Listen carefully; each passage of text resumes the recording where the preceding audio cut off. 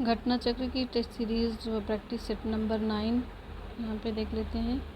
Practice set number 9।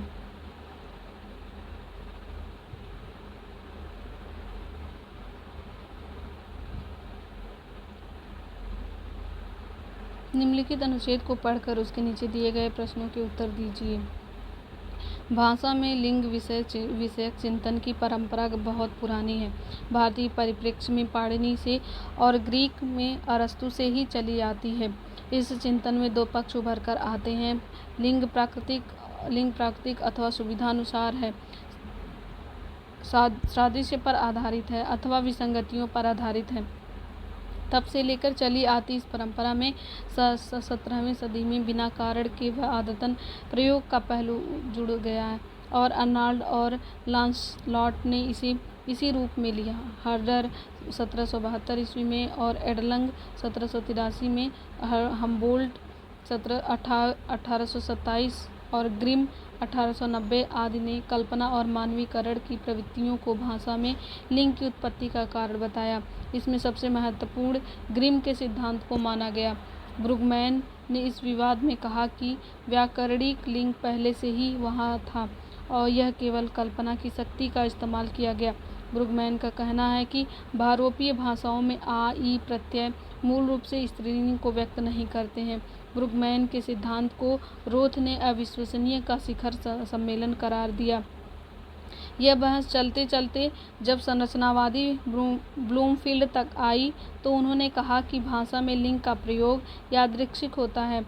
Sanskrit के व्याकरण में लिंग निर्धारण के लिए जो आधार माने गए उनमें सबसे ऊपर रखा गया अर्थ को लिंग के अर्थ के अनुसार निर्धारित होते हैं।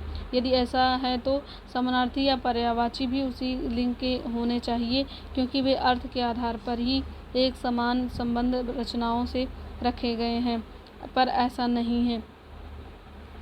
इससे रिलेटेड क्वेश्चन देख लेते हैं। निम्नलिखित में से कौन सा कल्पना और मानवीकरण की प्रवृत्तियों को भाषा में लिंग की उत्पत्ति का कारण नहीं माना है? इसका सही उत्तर है अर्नाल्ड ने नहीं माना है। भारतीय भाषाओं में लिंग विषयक चिंतन की परंपरा किससे प्रारंभ होती है? तो पाणिनि से प्रारंभ होती है। इसका सही उत्तर है पाणिनि से प्रारंभ होती है। निम्न में से कौन सा विद्वान भारोपीय भाषाओं के संदर्भ में यह मानता है कि आ ई प्रत्यय मूल रूप से स्त्रीलिंग को व्यक्त नहीं करते हैं? तो ब्रुगमैन ने माना है। निम्नलिखित में से कौन सा विद्वान भाषा में लिंग का प्रयोग यादृच्छिक मानता है? तो ब्लूमफील्ड इसका सही उत्तर है।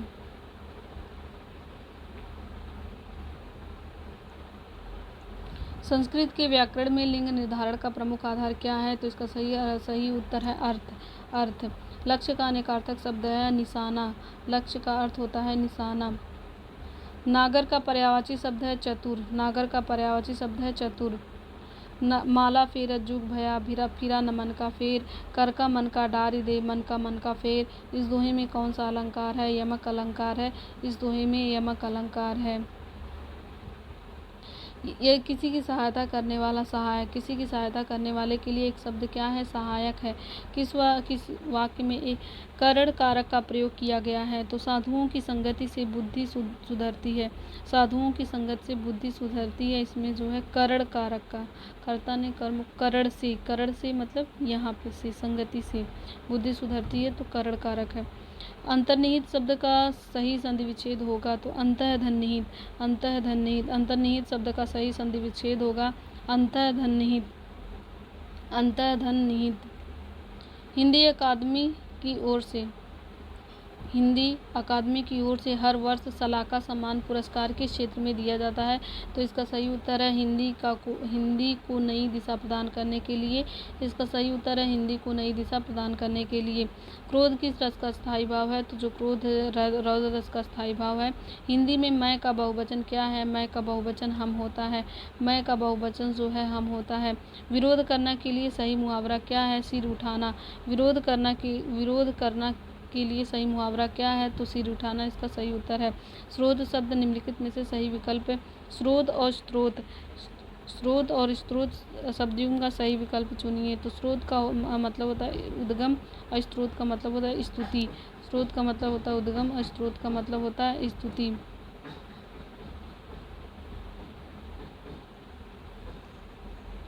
अली अली और अली शब्द युग्म का सही अर्थ बताइए। अली अली मतलब होता है भंवरा, अली मतलब होता है सखी।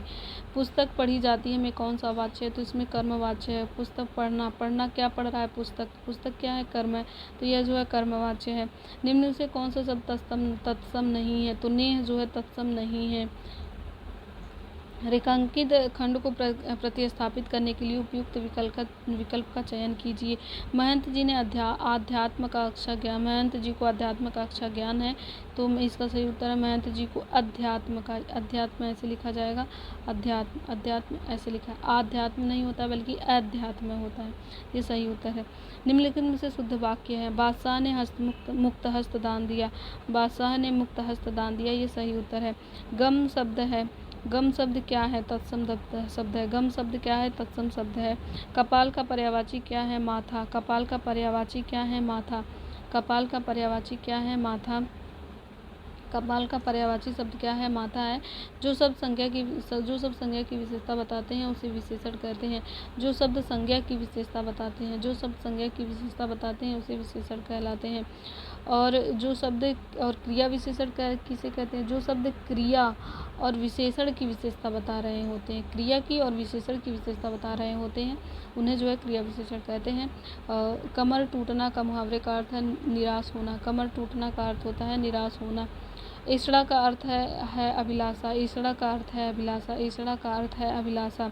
विद्वान का स्त्रीलिंग बताइए, विदुषी, विद्वान का स्त्रीलिंग होता है विदुषी।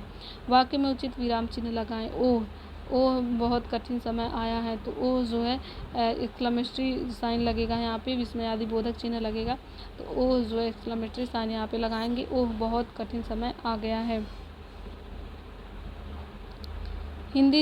हिंदी साहित्य के इतिहास में काल विभाजन का सर्वप्रथम प्रयास इनमें से किसने किया था, डॉक्टर ग्रियर्सन ने, डॉक्टर ग्रियर्सन ने काल विभाजन का सर्वप्रथम प्रयास किया था, डॉक्टर ग्रियर्सन ने।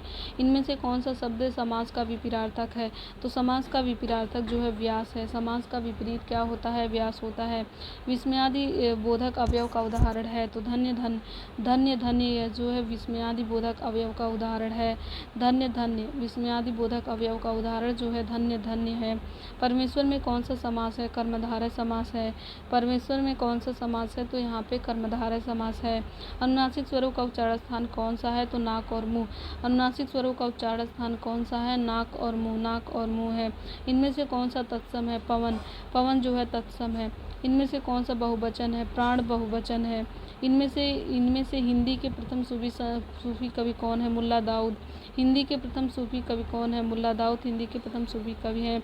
सकर्मक क्रिया इनमें से किस पर प्रभाव पड़ता है, सकर्मक क्रिया में कर्म पर प्रभाव पड़ता है, सकर्मक क्रिया में कर्म पर प्रभाव पड़ता है।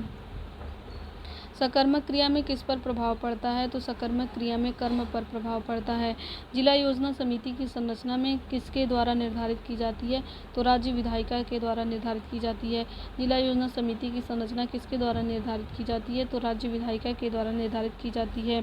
एक वर्म एक प्रोग्राम है जिसे एक नेटवर्क पर खुद को प्रसारित करता है।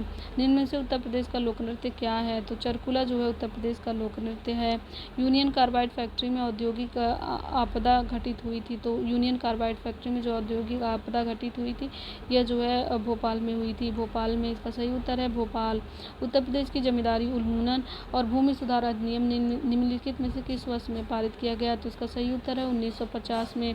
उत्तर प्रदेश जमींदारी उन्मूलन और भूमि सुधार अधिनियम निम्नलिखित में से किस वर्ष में पारित किया गया, 1950 में पारित किया गया। भारत में प्रथम निर्यात प्रसंस्करण क्षेत्र कौन सा है, कांडला, कांडला भारत में प्रथम निर्यात प्रसंस्करण क्षेत्र कौन सा है, कांडला है। चरमपंथियों और नरमपंथियों के बीच मतभेदों के कारण भारतीय राष्ट्रीय कांग्रेस का विभाजन किस वर्ष हुआ था, 1907 में हुआ था, इसका सही उत्तर है 1907।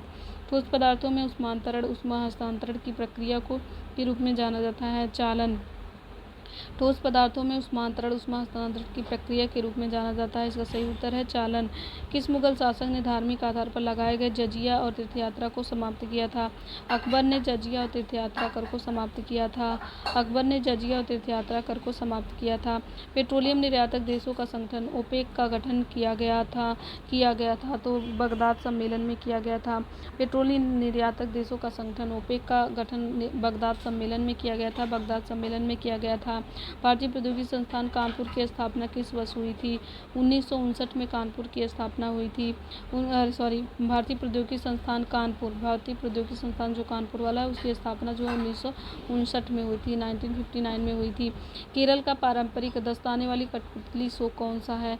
तो पावाकुथु दस्ताने वाली कठपुतली का जो शो है वो कौन सा है? पावाकुथु में दस्ताने वाली कठपुतली का शो दिखाया जाता है। यह केरल का पारंपरिक है। 1930 में प्रथम गोलमेज सम्मेलन का आयोजन कहाँ पर किया गया? लंदन में किया गया। स्त्री पुरुष तुलना नामक पुस्तक किसने लिखी थी? स्त्री पुरुष तुलना नामक ताराबाई शिंदे ने लिखी थी। ताराबाई शिंदे ने स्त्री पुरुष तुलना नामक पुस्तक लिखी थी। राष्ट्रीय मानवाधिकार आयोग के अध्यक्ष तथा किसी अन्य सदस्य को हटाने की शक्ति निम्नलिखित में से किसके पास है? भारत के राष्ट्रपति के पास है। भारत के राष्ट्रपति के पास है। ग्वादर बंदरगाह कहाँ पर स्थित है? ग्वादर बंदरगाह पाकिस्तान में स्थित है। ग्वादर बंदरगाह पाकिस्तान में स्थित है। उत्तर प्रदेश प्राचीनतम और विशालतम बहुउद्देशीय संग्रहालय कौन सा है? तो राज्य संग्रहालय लखनऊ है। तो जो प्राचीनतम और विशालतम बहुउद्देशीय संग्रहालय कौन सा है? यूपी का। तो राज्य संग्रहालय लखनऊ का है। निम्नलिखित में से कौन सा कालाजार रोग के लिए रोगवाहक के रूप में कार्य करता है? तो बड़ मक्खी सैंड फ्लाई जो है कालाजार रोग के लिए रोगवाहक के रूप में काम करती है। बड़ मक्खी सैंड फ्लाई जो है कालाजार रोग के लिए रोगवाहक के रूप में काम करती है। भारतीय संविधान की प्रस्तावना में कौन सा उपयुक्त शब्द नहीं है? पंथनिरपेक्ष, संप्रभु, लोकतांत्रिक है लेकिन उदारवादी नहीं है। भारत की संविधान की प्रस्तावना में किस शब्द को भारत के मैनचेस्टर के रूप में जाना जाता है? अहमदाबाद को भारत का मैनचेस्टर के रूप में माना जाता है। अहमदाबाद को भारत के मैनचेस्टर के रूप में माना जाता है। भारतीय संविधान के अनुसार उच्च न्यायालय के न्यायाधीशों के लिए सेवानिवृत्ति की आयु क्या है? तो 62 वर्ष है। तो जो उच्च न्यायालय के जो न्यायाधीश हैं उनकी सेवानिवृत्ति की आयु 62 वर्ष। याद रखना है कि हाई कोर्ट के न्यायाधीश उच्च न्यायालय के लिए 62 वर्ष है और उच्चतम न्यायालय के लिए 65 वर्ष है। 65 वर्ष है। उच्चतम न्यायालय के लिए 65 वर्ष है जबकि उच्च न्यायालय के लिए 62 वर्ष है। भारत में पहली बार किस भारतीय भाषा को शास्त्रीय भाषा का दर्जा दिया गया था? तो तमिल को सबसे पहले शास्त्रीय भाषा का दर्जा दिया गया था। तमिल को सबसे पहले शास्त्रीय भाषा का दर्जा दिया गया था। पुलिस और लोक व्यवस्था के विषय भारतीय संविधान के निम्नलिखित से किस सूची के अंतर्गत आते हैं? तो पुलिस और जो लोक व्यवस्था होती है वो राज्य सूची के विषय में आते हैं। पुलिस और लोक व्यवस्था जो है राज्य सूची के विषय में आता है। निम्नलिखित में से कौन रेंज डीआईजी और पुलिस अधीक्षकों को नियंत्रित करेगा और निर्देश और परामर्श देगा कि वे सावधान रहें और अपने वैध कार्यों में एक दूसरे को अतिक्रमित न करें? तो इसका सही उत्तर है पुलिस महानिरीक्षक। इसका सही उत्तर है पुलिस महानिरीक्षक। पौधों द्वारा प्रकाश संश्लेषण के लिए निम्न में से किस गैस का उपयोग किया जाता है? तो पौधों द्वारा प्रकाश संश्लेषण के लिए कार्बन डाइऑक्साइड। पौधों द्वारा प्रकाश संश्लेषण के लिए कार्बन डाइऑक्साइड का उपयोग किया जाता है। भारत में प्रथम बार इलेक्ट्रॉनिक वोटिंग मशीन का प्रयोग कब किया गया था? 1982 में। 1982 में पहली बार इलेक्ट्रॉनिक वोटिंग मशीन का 1982 में पहली बार इलेक्ट्रॉनिक वोटिंग मशीन का प्रयोग 1982 में किया गया था। महात्मा गांधी दक्षिण अफ्रीका से भारत कब आए थे? 1915। 9 जनवरी 1915 को महात्मा गांधी दक्षिण अफ्रीका से भारत आए थे। 9 जनवरी 1915 को आए थे। निम्नलिखित में से कौन सा राज्य राजस्थान का लोक नृत्य है जो यूनेस्को की अमूर्त सांस्कृतिक विरासत की सूची में शामिल है? तो कालबेलिया जो राजस्थान का लोक नृत्य है। कालबेलिया राजस्थान का लोक नृत्य है। विकसित भारत जी रामजी अधिनियम 2025 पीजी जी रामजी एक्ट 2025 के अंतर्गत प्रति ग्रामीण परिवार कितने दिन की मजदूरी बेरोजगार की गारंटी है? तो 125 दिन की। 125 दिन की। इसका सही उत्तर है 125 दिन। प्रतिवर्ष 13 फरवरी को राष्ट्रीय महिला दिवस मनाया जाता है किसकी स्मृति में? सरोजिनी नायडू की स्मृति में 13 फरवरी को राष्ट्रीय महिला दिवस मनाया जाता है। सरोजिनी नायडू की स्मृति में राष्ट्रीय महिला दिवस 13 फरवरी को मनाया जाता है। प्रत्येक वर्ष मानवाधिकार दिवस किस दिन मनाया जाता है? 10 दिसंबर को मानवाधिकार दिवस मनाया जाता है। उत्तर प्रदेश के किस क्षेत्र का योगदान 2024-25 में लगभग 13% से अधिक रहा है? तो स्थावर संपदा और व्यावसायिक सेवाएं। इसका सही उत्तर है स्थावर संपदा और व्यावसायिक सेवाएं। इसका जो है 13% से अधिक रहा है। इसका योगदान 13% से अधिक रहा है स्थावर संपदा और व्यावसायिक सेवाएं। फरवरी 2026 में ट्रांसपेरेंसी इंटरनेशनल द्वारा भ्रष्टाचार बोध सूचकांक 2025 जारी किया गया। यह किस स्थान पर रहा था? तो यह जो 91वें स्थान पर रहा था। फरवरी 2026 में ट्रांसपेरेंसी इंटरनेशनल द्वारा भ्रष्टाचार बोध सूचकांक 2025 जारी किया गया। यह किस स्थान पर रहा था? तो 1991वें पर रहा था। जनवरी 2026 में भारत का पहला AI सक्षम विश्वविद्यालय बनाने के लिए कौशल विकास एवं उद्यमिता मंत्रालय ने गूगल क्लाउड और किस विश्वविद्यालय के साथ साझेदारी की है? तो गूगल क्लाउड और किस विश्वविद्यालय के साथ साझेदारी की है? तो यह जो है इसका सही उत्तर है चौधरी चरण सिंह विश्वविद्यालय। चौधरी चरण सिंह विश्वविद्यालय गूगल क्लाउड और किस विश्वविद्यालय के साथ साझेदारी की है? चौधरी चरण सिंह विश्वविद्यालय के साथ की है गूगल क्लाउड प्लस चौधरी चरण सिंह विश्वविद्यालय। फरवरी 2026 में डेविड जे फॉरवर का निधन हो गया। वह किस क्षेत्र से संबंधित थे? तो वह इंटरनेट क्षेत्र से संबंधित थे। डेविड जे फॉरवर इंटरनेट से संबंधित थे।